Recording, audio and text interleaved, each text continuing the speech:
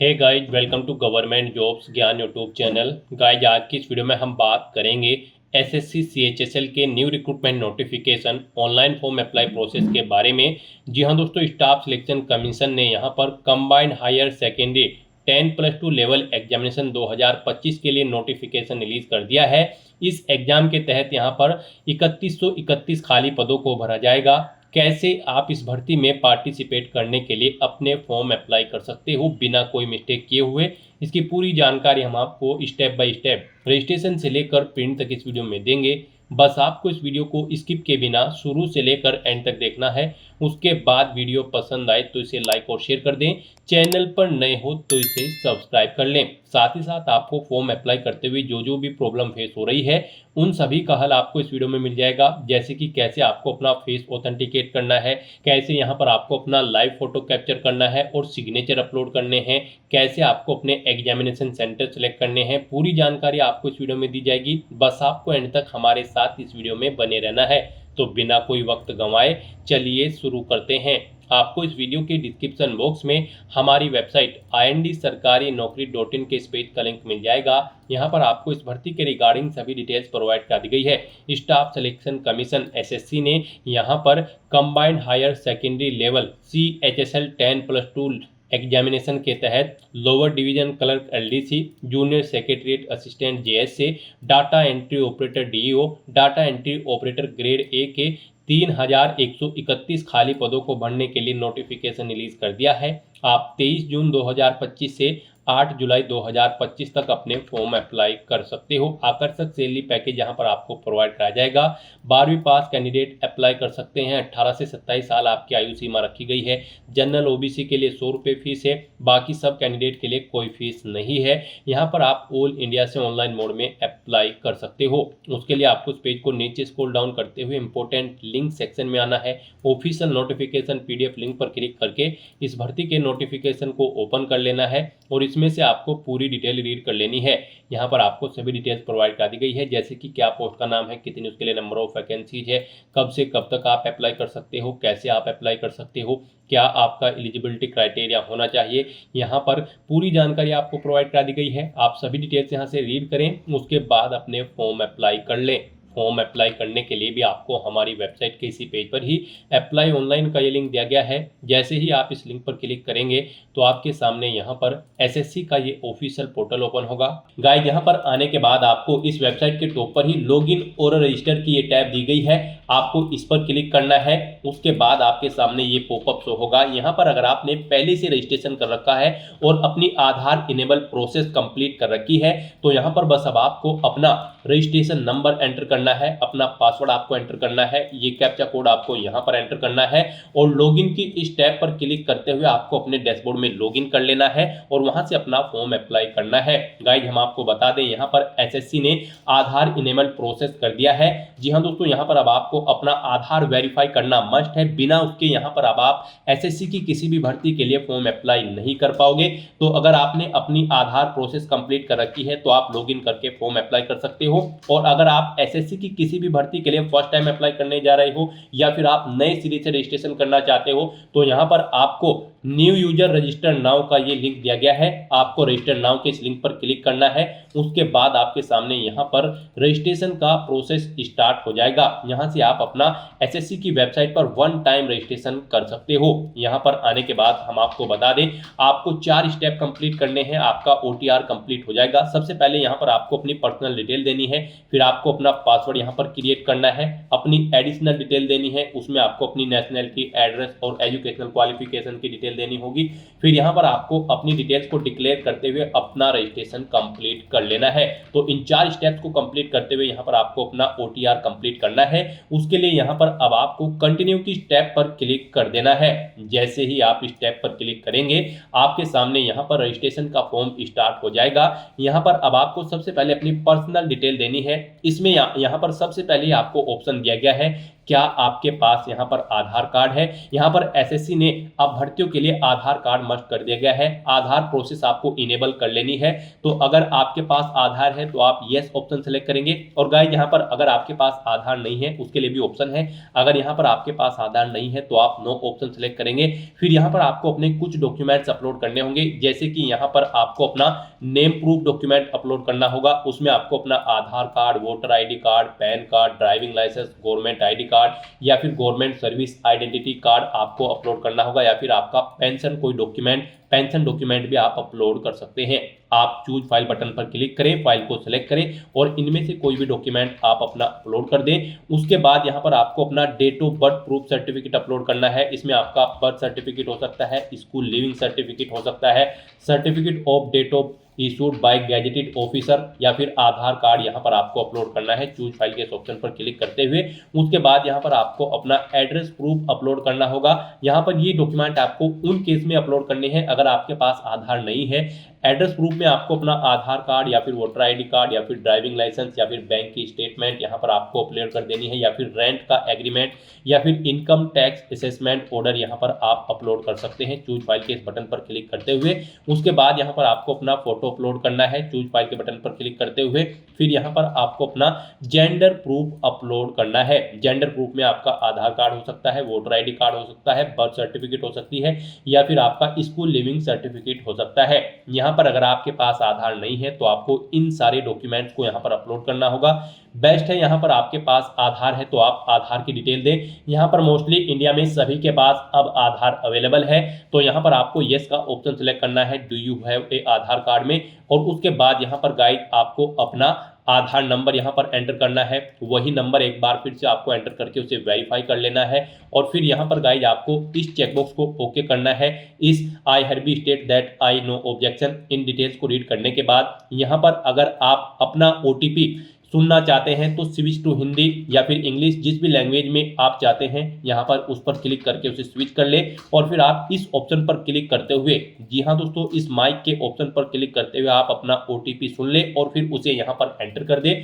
और गाइज यहाँ पर अगर आप सुनना नहीं चाहते हैं तो फिर यहाँ पर आपको सेंड ओटीपी के इस ऑप्शन पर क्लिक करना है। फिर आपके रजिस्टर्ड मोबाइल नंबर पर जिससे आपका आधार लिंक है उस पर एक ओटीपी आएगा, वो ओटीपी आपको यहाँ पर एंटर करना है। और फिर गाइज आपको वेरीफाई ओटीपी के ऑप्शन पर क्लिक करके अपना आधार वेरीफाई कर लेना है। फिर आपके सामने यहाँ पर शो हो जाएगा आपका आधार सक्सेसफुली वेरीफाइड हो चुका है। ग्रीन कलर में आपको वेरीफाइड का ऑप्शन यहाँ पर मिल जाएगा। उसके बाद गाइज यहाँ पर आपको अपना नाम एंटर करना है अपनी 10वीं की मार्कशीट के अकॉर्डिंग। फिर आपको वही नाम एक बार फिर से एंटर करके वेरीफाई कर लेना है। फिर आपसे पूछा गया है कि क्या आपने कभी अपना नाम चेंज किया है। अगर किया है तो आप यहाँ पर यस ऑप्शन सेलेक्ट करें और फिर वो चेंज नेम यहाँ पर आप एंटर करें। फिर उसे एक बार फिर से एंटर करके वेरीफाई कर ले। और अगर आपने अपना नाम कभी चेंज नहीं किया है तो यहाँ पर आपको नो ऑप्शन ही सिलेक्ट रहने देना है। उसके बाद यहाँ पर आपको अपना जेंडर सिलेक्ट करना है, आप मेल हो, फीमेल हो या फिर ट्रांसजेंडर, आप अपने अकॉर्डिंग ऑप्शन सेलेक्ट करें। दोबारा से अपना जेंडर सेलेक्ट करके उसे वेरीफाई कर ले। फिर यहाँ पर आपको अपनी डेट ऑफ बर्थ सेलेक्ट कर लेनी है इस कैलेंडर में से। यहाँ पर आपको अपनी ये डेट ऑफ बर्थ अपनी 10वीं की मार्कशीट के अकॉर्डिंग सेलेक्ट करनी है। वही डेट ऑफ बर्थ आपको एक बार फिर से सिलेक्ट कर लेनी है कैलेंडर में से वेरिफिकेशन के लिए। फिर यहाँ पर आपको अपने फादर का नाम एंटर करना है। उसके बाद यहाँ पर आपको अपने फादर का नाम एक बार फिर से एंटर करके उसे कंफर्म कर लेना है। फिर आप अपनी मदर का नाम एंटर करें, अपनी मदर का नाम एक बार फिर से एंटर करके उसे कंफर्म कर ले। आपके फादर और मदर का नेम भी आपकी 10वीं की मार्कशीट के अकॉर्डिंग होना चाहिए और इनके नाम से पहले मिस्टर, मिसिस, श्रीमती, लेट या फिर डॉक्टर नहीं लगाना है आपको। उसके बाद यहाँ पर आपको अपना 10वीं क्लास का एजुकेशन बोर्ड सेलेक्ट करना है, किस बोर्ड से आपने यहाँ पर अपनी 10वीं क्लास पास आउट की है। उसके बाद यहाँ पर आपको उसे दोबारा से सिलेक्ट करके कंफर्म कर लेना है जिस बोर्ड से आपने अपनी 10वीं क्लास यहाँ पर पास आउट की है। उसके बाद गाइज यहाँ पर आपको अपनी 10वीं क्लास का रोल नंबर देना है, एक बार फिर से उसे एंटर करके कंफर्म कर लेना है। फिर पासिंग ईयर आपको सिलेक्ट कर लेना है, किस ईयर में आपने अपनी 10वीं क्लास पास आउट की है। हाईएस्ट क्वालिफिकेशन क्या है आपकी, 10वीं, 12वीं, ग्रेजुएशन, पोस्ट ग्रेजुएशन, आप अपने अकॉर्डिंग यहाँ पर ऑप्शन सेलेक्ट करें। फिर यहाँ पर आप दोबारा से अपनी हायर क्वालिफिकेशन सेलेक्ट करें। उसके बाद यहाँ पर आपको अपना मोबाइल नंबर और ईमेल आईडी एंटर करनी है और इन्हें यहाँ पर आपको वेरीफाई कर लेना है। इनके सामने आपको सेंड ओटीपी का ऑप्शन दिया गया है, आप सेंड ओटीपी के ऑप्शन पर क्लिक करें। उसके बाद आपके रजिस्टर्ड मोबाइल नंबर और ईमेल आईडी पर ओटीपी आएंगे। वो ओटीपी आप यहाँ पर एंटर करके अपने मोबाइल नंबर और ईमेल आईडी को वेरीफाई कर लें और उसके बाद गाइस यहाँ पर आप सेव एंड नेक्स्ट के इस ऑप्शन पर क्लिक कर दें। इस तरह से यहाँ पर आपकी पर्सनल डिटेल सक्सेसफुली सेव हो जाएगी। उसके बाद यहाँ पर आपको एक रजिस्ट्रेशन नंबर प्रोवाइड करा दिया गया है। यह रजिस्ट्रेशन नंबर आपको केयरफुली नोट डाउन करके रख लेना है फ्यूचर यूज के लिए। यह रजिस्ट्रेशन नंबर आपकी रजिस्टर्ड मोबाइल नंबर और ईमेल आईडी पर भी सबमिट कर दिया गया है, तो आप इसे केयरफुली नोट डाउन करके रखें फ्यूचर यूज के लिए। और यहाँ पर अब आपको कंटिन्यू के इस ऑप्शन पर क्लिक कर देना है। नेक्स्ट आपके सामने कुछ इस तरह से इंटरफेस ओपन होगा। अब यहाँ पर आपको जो रजिस्ट्रेशन नंबर मिला है वो रजिस्ट्रेशन नंबर आपको एंटर करना है। उस रजिस्ट्रेशन नंबर के साथ साथ ही आपकी ईमेल आईडी और मोबाइल नंबर पर एक पासवर्ड भी आया होगा, वो पासवर्ड यहाँ पर आपको एंटर करना है। उसके बाद आपको ये कैप्चा कोड यहाँ पर एंटर करना है और फिर गाइस यहाँ पर आपको साइन इन के इस ऑप्शन पर क्लिक कर देना है। नेक्स्ट यहाँ पर आपको अपना पासवर्ड चेंज करना है। यहाँ पर अब आपको सबसे पहले अपना ओल्ड पासवर्ड एंटर करना है, वो वाला पासवर्ड जो आपके रजिस्टर्ड मोबाइल नंबर और ईमेल आईडी पर आया है आपके रजिस्ट्रेशन नंबर के साथ। और उसके बाद यहाँ पर आपको अपना नया पासवर्ड क्रिएट करना है। यहाँ पर इस पासवर्ड को क्रिएट करने के लिए आपको गाइडलाइन दी गई है। आपका पासवर्ड कम से कम 8 कैरेक्टर का होना चाहिए और ये अल्फा न्यूमेरिक फॉर्मेट में होना चाहिए। मींस आपके पासवर्ड में कम से कम एक अपर केस कैरेक्टर, एक लोअर केस कैरेक्टर, एक इंटीजर नंबर, एक स्पेशल कैरेक्टर जैसे कि @ या फिर डॉलर होना चाहिए। तो इस फॉर्मेट में यहाँ पर आपको अपना पासवर्ड क्रिएट करना है। वही पासवर्ड आपको कंफर्म पासवर्ड फील्ड में एंटर करना है। उसके बाद यहाँ पर आपको एक सिक्योरिटी क्वेश्चन सेलेक्ट करना है। यहाँ पर आप कोई भी सिक्योरिटी क्वेश्चन सेलेक्ट करें, उसका आंसर दें। फिर यहाँ पर आप दूसरा सिक्योरिटी क्वेश्चन सेलेक्ट करें और फिर उसका आंसर यहाँ पर आप दें और उसके बाद गाइस यहाँ पर आप सेव एंड नेक्स्ट के इस ऑप्शन पर क्लिक कर दें। इस तरह से यहाँ पर आपका पासवर्ड चेंज हो जाएगा। फिर आपके सामने कुछ इस तरह से इंटरफेस ओपन होगा। अब यहाँ पर आपको दोबारा से अपना रजिस्ट्रेशन नंबर एंटर करना है, अपना पासवर्ड आपको एंटर करना है। नया पासवर्ड जो आपने चेंज किया है वो पासवर्ड यहाँ पर आपको एंटर करना है। ये कैप्चा कोड आपको यहाँ पर एंटर करना है और उसके बाद गाइज आपको लॉगिन के इस ऑप्शन पर क्लिक कर देना है।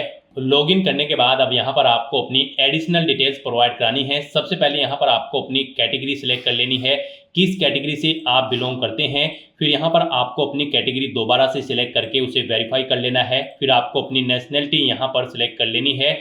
यहाँ पर सिटीजन ऑफ इंडिया अगर आप इंडिया से हैं। उसके बाद अगर आप नेपाल, भूटान या फिर टाइबेटियन हैं तो यहाँ पर आप अपने अकॉर्डिंग ऑप्शन सेलेक्ट करें। यहाँ पर अगर आप अदर कंट्री से हैं तो फिर यहाँ पर आपको अपनी नेशनलिटी की डिटेल देनी है और अगर आप इंडिया से हैं तो यहाँ पर आप इंडिया सेलेक्ट करें, फिर आपको ये डिटेल नहीं देनी है। उसके बाद यहाँ पर आपसे पूछा गया है कि क्या आपकी बॉडी पर कहीं कोई कट या तिल का निशान है, तो उस पैलेस का नाम यहाँ पर आप एंटर करें।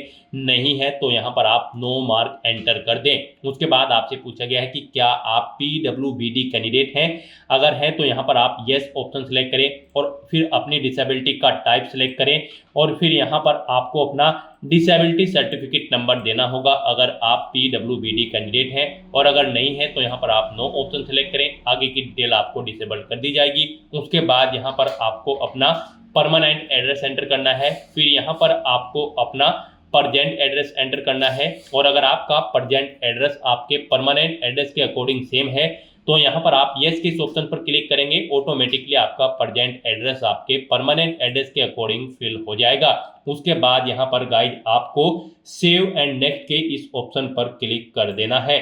आपकी एडिशनल डिटेल सक्सेसफुली सेव करने के बाद आपको डिक्लेरेशन सेक्शन में रिडायरेक्ट कर दिया जाएगा। यहाँ पर आने के बाद आप अपने रजिस्ट्रेशन फॉर्म का प्रीव्यू भी चेकआउट कर सकते हो। आप प्रीव्यू OTR के ऑप्शन पर क्लिक करें और अपने रजिस्ट्रेशन फॉर्म का प्रीव्यू चेकआउट कर लें और उसका प्रिंट आउट भी आप ले सकते हो। और फिर यहाँ पर अब गाइड आपको आई एग्री के चेकबॉक्स को ओके करना है और उसके बाद आपको डिक्लेयर के ऑप्शन पर क्लिक कर देना है। इस तरह से यहाँ पर आपका SSC one time registration successfully complete हो चुका है। आपको आपके डैशबोर्ड में डायरेक्ट कर दिया गया है। फिर यहाँ पर आपको आपके डैशबोर्ड में लाइव एग्जामिनेशन के सेक्शन में आने के बाद आपको combined higher secondary level 10+2 examination का सेक्शन मिल जाएगा। यहाँ पर आने के बाद गाइड आपको अप्लाई की इस टैब पर क्लिक करना है। नेक्स्ट आपके सामने कुछ जनरल इंस्ट्रक्शंस ओपन होंगे, आपको इन्हें केयरफुली रीड करना है। उसके बाद पेज को नीचे स्क्रॉल डाउन करने के बाद फिल फॉर्म के इस ऑप्शन पर क्लिक कर देना है।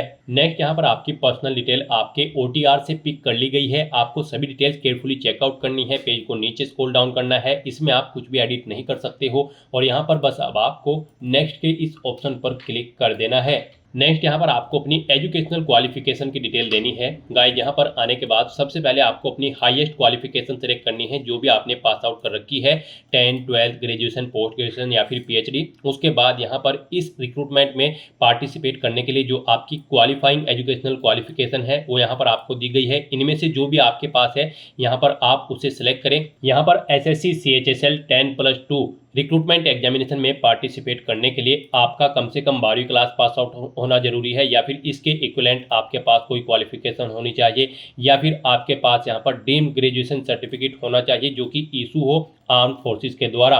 तो यहाँ पर आपको अपने अकॉर्डिंग अपनी क्वालिफाइंग एजुकेशनल क्वालिफिकेशन सेलेक्ट कर लेनी है। उसके बाद यहाँ पर आप अपनी क्वालिफाइंग एजुकेशनल क्वालिफिकेशन का स्टेटस सेलेक्ट करें, क्या आपने वो पास आउट कर ली है या फिर आप फाइनल ईयर में अपेयर्ड है, आप अपने अकॉर्डिंग ऑप्शन सेलेक्ट करें। पासिंग ईयर यहाँ पर आप सेलेक्ट करें, कब आपने पास आउट की है अपनी क्वालिफाइंग एजुकेशनल क्वालिफिकेशन। फिर यहाँ पर आपको स्टेट सेलेक्ट करना है, जिस स्टेट से आपने अपनी qualifying educational qualification pass out की है। फिर यहाँ पर आपको बोर्ड या यूनिवर्सिटी का नाम सेलेक्ट करना है जिससे आपने अपनी क्वालिफाइंग एजुकेशनल क्वालिफिकेशन कंप्लीट की है। उसके बाद आपको अपना रोल नंबर यहाँ पर देना है, जो भी आपकी क्वालिफाइंग एजुकेशनल क्वालिफिकेशन का रोल नंबर था वो यहाँ पर आप एंटर करें। परसेंटेज आप एंटर करें, कितने % मार्क्स आपने ऑब्टेन किए हैं। CGPA ऑब्टेन किया है तो आप CGPA यहाँ पर एंटर कर दें।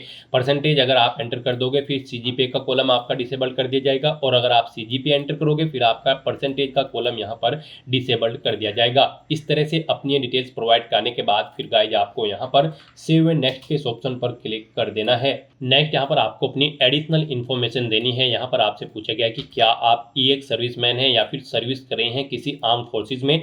अगर हैं तो यहाँ पर आप यस ऑप्शन सेलेक्ट करें और फिर ज्वाइनिंग डेट यहाँ पर आप सेलेक्ट करें। उसके बाद यहाँ पर आप डिस्चार्ज डेट सेलेक्ट करें। इनके अकॉर्डिंग यहाँ पर आपकी सर्विस की लेंथ कैलकुलेट करके आपको शो कर दी जाएगी। और अगर आप EX सर्विसमैन नहीं हैं और आप आर्म्ड फोर्सेज में भी सर्विस नहीं कर रहे हैं तो फिर यहाँ पर आपको नो ऑप्शन सेलेक्ट करना है। उसके बाद आपसे पूछा गया कि क्या आप एज में रिलैक्सेशन चाहते हैं, अगर चाहते हैं तो आप यस ऑप्शन सेलेक्ट करें। उसके बाद यहाँ पर आप अपना एज रिलैक्सेशन कोड सेलेक्ट करें जिसके अंतर्गत आप आते हैं, और अगर नहीं चाहते हैं आप एज में रिलैक्सेशन तो आपको नो ऑप्शन सेलेक्ट करना है। उसके बाद यहाँ पर आपसे पूछा गया है कि क्या आप अपनी पर्सनल इंफॉर्मेशन को यहाँ पर अवेलेबल कराना चाहते हैं in terms of DOPNTOM number इसके तहत। तो यहाँ पर आप येस या नो अपने अकॉर्डिंग ऑप्शन सेलेक्ट करें और उसके बाद गाइज यहाँ पर आप सेव एंड नेक्स्ट के इस ऑप्शन पर क्लिक कर दें। नेक्स्ट यहाँ पर आपको अपने एग्जामिनेशन सेंटर सेलेक्ट करने हैं। यहाँ पर आपको 3 चॉइसेस दी गई है, आप अपनी चॉइस के अकॉर्डिंग 3 एग्जामिनेशन सेंटर सेलेक्ट करें। जिसे आप फर्स्ट नंबर पर प्रीफरेंस देना चाहते हैं उसे आप फर्स्ट नंबर पर सिलेक्ट करें। ऐसे यहाँ पर आप इसे सेकंड और थर्ड पर रखना चाहते हैं उसे आप सेकंड और थर्ड पर चुनें। उसके बाद यहाँ पर आपको अपने कंप्यूटर बेस्ड एग्जाम जो आपका होगा उसका मीडियम सेलेक्ट कर लेना है। आप किस लैंग्वेज में अपना पेपर चाहते हैं, हिंदी, इंग्लिश या आसामीज या बंगाली या गुजराती, आप अपने अकॉर्डिंग यहाँ पर लैंग्वेज सेलेक्ट करें। उसे फिर दोबारा से सिलेक्ट करके वेरीफाई कर लें। फिर यहाँ पर आपका जो टाइपिंग टेस्ट होगा वो उसके लिए भी आपको मीडियम सेलेक्ट कर लेना है। आप इंग्लिश में टाइपिंग टेस्ट देना चाहते हैं या फिर हिंदी में, उसे एक बार फिर से सिलेक्ट करके आप यहाँ पर वेरीफाई कर लें। उसके बाद आपसे पूछा गया कि क्या आप person with benchmark disability candidate हैं और आपकी डिसेबिलिटी 40% से अबव है in the category of blindness VH। ये ऑप्शन आपके लिए यहाँ पर डिसेबल्ड कर दिया जाएगा अगर आपने OTR करते समय डिसेबिलिटी में नो ऑप्शन सेलेक्ट किया होगा। फिर ऐसे ही यहाँ पर आपको एक दूसरा ऑप्शन दिया गया है, पर्सन विद बेंचमार्क डिसेबिलिटी आपकी 40% से अबव है in the category of both arms affected.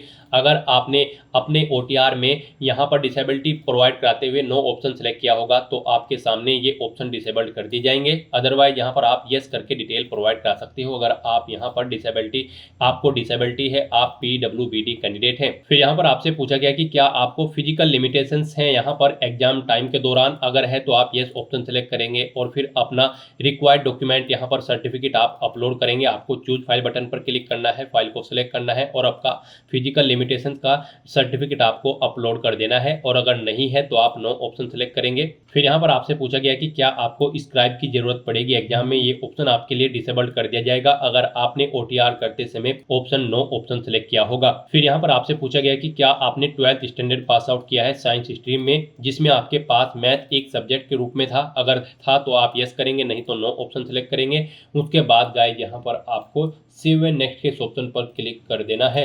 Next यहाँ पर आपको अपना फेस ऑथेंटिकेशन करना है, अपना लाइव फोटो आपको कैप्चर करना है और अपने सिग्नेचर यहाँ पर आपको अपलोड कर देने हैं। इस सेक्शन को कंप्लीट करने के लिए आपको अपना मोबाइल फोन यूज करना होगा। आप अपने गूगल प्ले स्टोर पर जाएं मोबाइल फोन पर और फिर वहां पर आप माई एसएससी का ऐप डाउनलोड कर लें और उसे फिर आप इंस्टॉल कर लें। उसे इंस्टॉल करने के बाद गाइज आपको यहां पर अपनी एक और ऐप इंस्टॉल करनी होगी अपने मोबाइल फोन पर ही। जी हाँ दोस्तों, आपको अपने मोबाइल फोन के गूगल प्ले स्टोर में आधार फेस आरडी का ये ऐप भी इंस्टॉल कर लेना है। डाउनलोड करने के बाद अपने मोबाइल फोन में माई एसएससी ऐप इंस्टॉल करने के बाद फिर आपको उसे ओपन करना है। उसके बाद आपके सामने यहाँ पर कुछ इस तरह से इंटरफेस ओपन होगा। यहाँ पर आने के बाद गाइज आपको लॉगिन/रजिस्टर की इस टैब पर क्लिक कर देना है। उसके बाद आपके सामने यहाँ पर लॉगिन का पॉपअप ओपन हो जाएगा। अब यहाँ पर आने के बाद आपको अपना यूजर नेम एंटर करना है और उसके बाद आपको अपना पासवर्ड एंटर करना है। आपको ये यूजर नेम और पासवर्ड वही एंटर करना है जो आपने एसएससी की वेबसाइट पर वन टाइम रजिस्ट्रेशन करते हुए क्रिएट किया था। उसके बाद आपको ये कैप्चा कोड यहाँ पर एंटर करना है और फिर गाइज आपको लॉगिन की इस टैब पर क्लिक करते हुए अपने डैशबोर्ड में लॉगिन कर लेना है। फिर यहाँ पर आपका डैशबोर्ड आपके सामने शो हो जाएगा। यहाँ पर आने के बाद अब आपको डैशबोर्ड के इस ऑप्शन पर क्लिक करना है। यहाँ पर आने के बाद में आपको माई एप्लीकेशन की इस टैब पर क्लिक करना है। फिर यहाँ पर आपके सामने जो भी करंट में वैकेंसी चल रही है उनकी लिस्ट शो कर दी जाएगी। आप यहाँ पर एसएससी की जिस भी भर्ती के लिए अप्लाई करना चाहते हैं उसी भर्ती के लिए आपको कंटिन्यू की टैब पर क्लिक करना होगा। यहाँ पर आपको आपकी पर्सनल डिटेल शो कर दी जाएगी। इसी तरह से आपको एजुकेशनल डिटेल शो कर दी जाएगी। उसके बाद में एडिशनल इंफॉर्मेशन शो कर दी जाएगी और उसके बाद में आधार ऑथेंटिकेशन वेरिफिकेशन की डिटेल शो की जाएगी। तो आपको सेव एंड नेक्स्ट की टैब पर क्लिक करते हुए step by step Aadhaar authentication verification के सेक्शन में आना होगा। यहाँ पर आने के बाद में आपको इस चेकबॉक्स को ओके करना होगा और यहाँ पर आधार फेस ऑथेंटिकेशन की टैब पर क्लिक करना होगा। आधार फेस ऑथेंटिकेशन की टैब पर क्लिक करने के बाद में आपको आधार फेस आरडी का एप्लीकेशन डाउनलोड करना है। अगर आपके मोबाइल में पहले से ही आधार फेस आरडी इंस्टॉल्ड है तो आपको डायरेक्टली अपना फेस ऑथेंटिकेट करना होगा। यहाँ पर आपको अपना फेस इस सर्कल में लाना होगा और अपनी आंखों को 2 बार ब्लिंक करना होगा तो आपका फोटो यहाँ पर ऑथेंटिकेट हो जाएगा। उसके बाद में आपको यहाँ पर सेव एंड नेक्स्ट की इस टैब पर क्लिक करना होगा। फिर यहाँ पर आपको अपना लाइव फोटो कैप्चर करना है और अपने सिग्नेचर अपलोड करने हैं। ये आप अपने मोबाइल फोन से भी कर सकते हैं या फिर आप अपने कंप्यूटर से भी इन्हें कंप्लीट कर सकते हैं। उसके लिए आपको सभी इंस्ट्रक्शंस यहाँ पर दिए गए हैं। जिस स्थान पर आप अपना फोटो कैप्चर करेंगे वहां पर प्रॉपर वे में लाइट होनी चाहिए और प्लेन बैकग्राउंड आपका होना चाहिए और आपकी आंखें कैमरे की तरफ होनी चाहिए। बिल्कुल सीधा आपको देखना है कैमरे की तरफ और यहाँ पर रेड कलर का जो रेक्टेंगल होगा उसमें पूरा फेस आपका कवर्ड होना चाहिए। फोटो कैप्चर करते समय आपको कोई भी कैप, मास्क या फिर सनग्लासेस नहीं पहनने हैं और यहाँ पर साथ ही साथ आपको ईयरफोन या फिर कोई अन्य डिवाइस भी अपने कानों में नहीं रखना है जब आप अपना लाइव फोटो यहाँ पर कैप्चर करेंगे। और उसके बाद में आपको कैप्चर लाइव फोटो की टैब पर क्लिक करते हुए अपना फोटो लाइव कैप्चर कर लेना होगा। लाइव फोटो कैप्चर करने के लिए आपको अपना फेस इस सर्कल के अंतर्गत लाना होगा। फोटो कैप्चर करने के लिए आपको अपना फेस इस तरह से लाना होगा जैसे कि आपका पासपोर्ट साइज फोटो होता है। फिर आपको इस ऑप्शन पर क्लिक करते हुए अपना फोटो कैप्चर कर लेना होगा। फिर यहाँ पर आपको अपने सिग्नेचर अपलोड करने होंगे। सिग्नेचर आपके 10 KB से 20 KB के बीच में होने चाहिए। जेपीईजी या फिर जेपीजी फॉर्मेट में आपके सिग्नेचर होने चाहिए। डायमेंशन उनकी 6.0 सेंटीमीटर उनकी विड्थ और 2.0 सेंटीमीटर उनकी हाइट होनी चाहिए। रेजुलेशन 300 DPI होना चाहिए। सिग्नेचर के लिए आपको गाइडलाइन भी दी गई है। आप यहाँ पर क्लिक हियर टू रीड के इस लिंक पर क्लिक करें और यहाँ पर आपके सामने ये PDF ओपन हो जाएगी। इसमें आप चेकआउट कर सकते हो कि किस तरह से आपके सिग्नेचर होने चाहिए। यहाँ पर एक बॉक्स के अंदर आपके सिग्नेचर होने चाहिए। कुछ इस तरह से यहाँ पर आपके सिग्नेचर एक्सेप्टेबल होंगे। गाइस, इस फॉर्मेट में आपके सिग्नेचर एक्सेप्टेबल होंगे और इन फॉर्मेट्स में आपके सिग्नेचर यहाँ पर एक्सेप्टेबल नहीं होंगे। आपको इन्हें केयरफुली चेकआउट कर लेना है। एग्जांपल्स आपको यहाँ पर दिए गए हैं, इनके अकॉर्डिंग आपको अपने सिग्नेचर करने हैं। सिग्नेचर अपलोड करने के लिए आपको अपलोड योर सिग्नेचर की टैब पर क्लिक करना होगा। इस टैब पर आप क्लिक करें, अपनी फाइल को सिलेक्ट करें और यहाँ पर अपना सिग्नेचर अपलोड कर दें। उसके बाद में यहाँ पर आपको सेव एंड नेक्स्ट की इस टैब पर क्लिक करना होगा। तो दोस्तों इस तरह से आपका आधार ऑथेंटिकेशन वेरिफिकेशन कंप्लीट हो जाएगा, आपका लाइव फोटो कैप्चर हो जाएगा और आपके सिग्नेचर भी अपलोड हो जाएंगे। नेक्स्ट यहाँ पर आपको आपके एप्लीकेशन फॉर्म का पूरा प्रीव्यू शो कर दिया गया है। आपको सभी डिटेल्स केयरफुली चेकआउट करनी है, पेज को नीचे स्क्रॉल डाउन करना है और उसके बाद गाइस यहाँ पर आपको सेव एंड नेक्स्ट के ऑप्शन पर क्लिक कर देना है। नेक्स्ट आपके सामने डिक्लेरेशन सेक्शन ओपन हो जाएगा। यहाँ पर आने के बाद आपको आई एग्री के चेकबॉक्स को ओके करना है। उसके बाद आपको ये कैप्चा कोड यहाँ पर एंटर करना है और फिर गाइस आपको सेव एंड नेक्स्ट के ऑप्शन पर दोबारा से क्लिक कर देना है। इस तरह से यहाँ पर आपका एप्लीकेशन फॉर्म सक्सेसफुली सबमिट हो जाएगा। आपको मैसेज शो हो जाएगा यहाँ पर आपका फॉर्म तो सबमिट हो चुका है, लेकिन इसका कंटेंट वेरिफिकेशन पेंडिंग है। उसके बाद यहाँ पर आपको आपके एप्लीकेशन फॉर्म का स्टेटस शो कर दिया जाएगा कंटेंट वेरिफिकेशन करने के बाद। तो यहाँ पर अब आप प्रिंट एप्लीकेशन के इस ऑप्शन पर क्लिक करके अपने एप्लीकेशन फॉर्म का एक हार्ड कॉपी प्रिंट आउट ले सकते हो फ्यूचर यूज के लिए। यहाँ पर गाइड अगर आप रिजर्व कैटेगरी से बिलोंग करते हो तो आपका फॉर्म सक्सेसफुली सबमिट हो चुका है, और अगर आप अनरिजर्व कैटेगरी कैंडिडेट हैं तो पहले यहाँ पर आपको 100 रुपये फीस के रूप में जमा कराने होंगे, debit card, credit card, net banking या फिर यूपीआई के माध्यम से। उसके बाद आपका फॉर्म सबमिट होगा और आप प्रिंट एप्लीकेशन के ऑप्शन पर क्लिक करके अपने एप्लीकेशन फॉर्म का एक प्रिंट आउट ले सकते हो फ्यूचर यूज के लिए। यहाँ पर आपको गो टू डैशबोर्ड का ऑप्शन भी दिया गया है। जैसे ही आप इस पर क्लिक करेंगे आपको आपके डैशबोर्ड में डायरेक्ट कर दिया जाएगा। वहां से आप अपने एप्लीकेशन फॉर्म का स्टेटस चेकआउट कर सकते हो और वहां से भी आप अपने फॉर्म का एक हार्ड कॉपी प्रिंट आउट ले सकते हो फ्यूचर यूज के लिए। तो दोस्तों ऐसे आप एसएससी सीएचएसएल 10+2 एग्जामिनेशन के लिए अपने फॉर्म अप्लाई कर सकते हो बिना कोई मिस्टेक किए हुए। आज की इस वीडियो में बस इतना ही। आई होप ये वीडियो आपको पसंद आई होगी। अगर पसंद आई हो तो इसे लाइक और शेयर करें, चैनल पर नए हो तो इसे सब्सक्राइब कर लें। Thanks for watching.